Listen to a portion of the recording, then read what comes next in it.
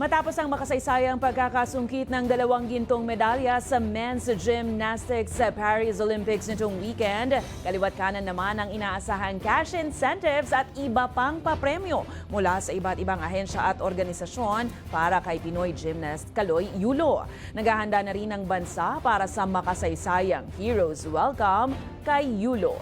May balitang A to Z si Naomi Almojano.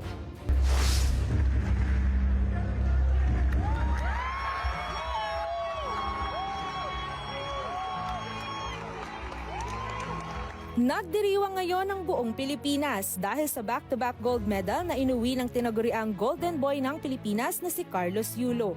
Emosyonal si Yulo nang opisyal siyang hirangin bilang Olympic gold medalist sa floor exercise ng men's artistic gymnastics. Pero hindi pa siya nagpatinag dahil nakuha rin niya ang gintong medalya sa vault event nitong linggo kung saan 15.116 ang kanyang nakuhang overall score.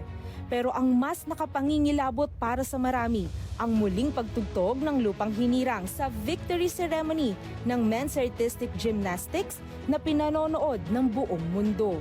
Makasaysayan ang pagkapanalong ito ni Yulo dahil ilang records ang kanyang ginawa para sa Pilipinas. Bukod sa siya, ang ikalawang Pinoy na nakasungkit ng gintong medalya sa Olympics, si Yulo rin ang unang atleta ng bansa na nanalo ng gold medal sa Paris Games. Si Yulo rin ang kauna-unahang Pilipinong atletang nakakuha ng gintong medalya sa floor exercise at vault at kauna-unahang atletang Pilipino na nagwagi ng 2 medalya para sa single Olympic game. Bumuhos naman ang pagbati kay Yulo mula sa mga kapamilya nito at mga ahensya ng bansa. Proud at maligaya ang ama ni Yulo na si Andrew Yulo matapos mapataob ng kanyang anak lahat ng mga nakalaban nito sa finals.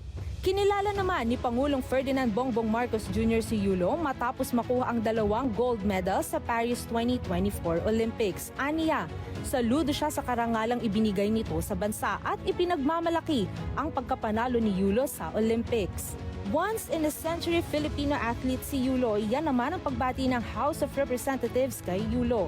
Inanunsyo rin ng Kamara na dodoblehin nila ang cash incentive na ibibigay sa atleta.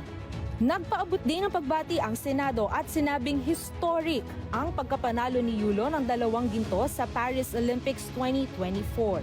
Yulo is now the greatest Filipino athlete of all time. Ganyan naman inilarawan si Yulo ng veteranong sports commentator na si Bob Novales.